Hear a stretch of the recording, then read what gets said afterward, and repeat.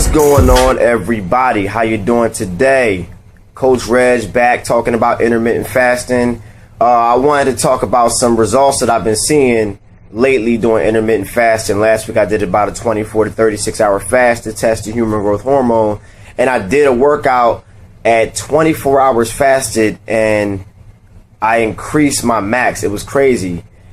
Actually, if you look at the science behind it, it's really not crazy, because if you're in the wild and you're looking for a meal and you're taking a day and you gotta catch this rabbit or whatever animal you gotta catch, you need the muscle, so your body's preserving muscle. In the end, I grew. So I measured myself, which you should always do if you really are tracking your stuff. You should really measure yourself. And I have gained muscle mass, gained body mass, and lost body fat. As you see, there's more separation around my chest area because of just pushing myself through that. But I want to talk about the top 5 things you should not do when starting intermittent fasting. As a matter of fact, if you're doing these things, you shouldn't even start intermittent fasting in general, okay? Number 1, people who do not want to give up your old lifestyle and just think that intermittent fasting is for people who just want to eat unhealthy all the time and just fast. You shouldn't do this, because I don't care what you feed your body. If you feed your body the wrong things, you still get the wrong results. So if you're sitting here eating cakes and ice cream and garbage, you're still going to be in a surplus state and you're not going to lose any weight. It's going to be very difficult. So that's another person that should not do this. People who are lazy and really don't want real results should not do intermittent fasting. Number 2, people who do not feel like they can do intermittent fasting. Now, when you start intermittent fasting, it's like a mental thing that has to go on within you. You have to start telling yourself you can.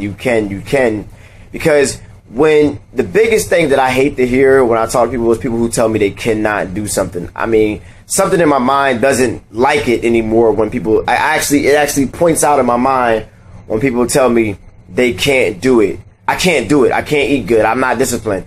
I'm sick of that. I'm tired of it. So if you tell yourself over and over and over again what you can't do, then when you start fasting, you're not going to be able to do it, because within the first day, you're going to be like, I couldn't do this anyway, because you already convinced yourself, and something mental happens that occurs, and then it just goes to the physical. And when your body starts to be this uncomfortable, telling your mind that you're hungry, instead of not believing it because you have convinced yourself that you can do it, you have convinced yourself before that you already can't do it. So 9 times out of 10, you're not going to be able to do it because you already psyched yourself out before you even start. So that's another thing about that.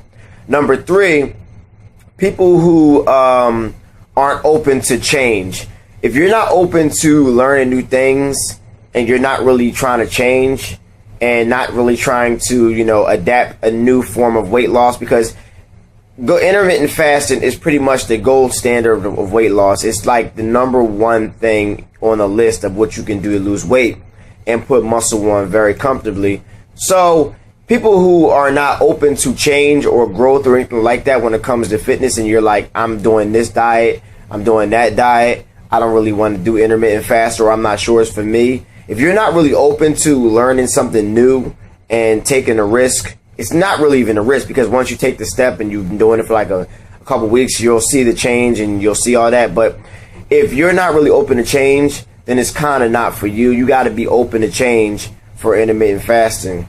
Number 4, people who don't like to track their stuff in the beginning. If you don't like to track your numbers and things of that nature, or your body, you're not really going to see yourself changing if you're doing intermittent fasting, even if you're doing it somewhat of the right way, because you don't know what you're consuming. It's like, I like to describe it as you're driving a car 100 miles an hour, or you're just driving a car in general, and you want to go to, say, New York, and you got to fill the tank up. You got to actually track, or when you look at your tank, how far it goes to empty. But if you're not tracking your calories, how do you know what you're really consuming? You got to start tracking your stuff and get to the point where you already know. So if you track it long enough, you kind of already know what you're pretty much eating anyway. You're knowing. Get to a certain point where you kind of know it, and you don't really have to, but you have to start doing it first, because when you look at yourself in the mirror over and over again, you don't really see too much of a change unless you see it on paper or somebody else notices it. So the best way you can do it is kind of track it. If you're not trying to track your stuff, then it's not for you. Okay. Number 5, and this is one of the big ones, people who do not let the intermittent fasting work for long enough for their body to change. If you do intermittent fasting for 2 to 3 days at a time, sometimes some people's bodies, most people's bodies, it's not long enough for you to truly experience the adaptive process of intermittent fasting. You have to let it go about 4 to 5 days to 7 days for your body really to adapt, depending on your body type or depending on your genetic, or depending on whatever you've done to your body over the years. It all depends. Everybody's different, but I like to say about 4 days is the average for your body really to adapt to it. Now, I like to fast and I hate to eat now sometimes because I experience a energy increase in my fasted state. I experience a strength increase in my fasted state. I experience a mental increase in my fasted state. I experience like I'm superhuman in my fasted state. And as soon as I eat, I feel sluggish. So I don't really look forward to eating no more, only because I eat only because I know I got to get my nutrients in to put muscle on. But in my fasted state, I experience it's like a superhuman experience. And it's not really superhuman. It's pretty much how your body's designed anyway. But if you do it for long enough, you pretty much don't need a lot of things. Like I don't take supplements anymore. I don't take no protein powder. I don't take really no energy supplements. I don't really take nothing but vitamin, like a daily vitamin. That's about it. And I do my veggies every day, so I don't really need protein powder anymore. I haven't done protein powder in 3 months and I experience massive amounts of gains.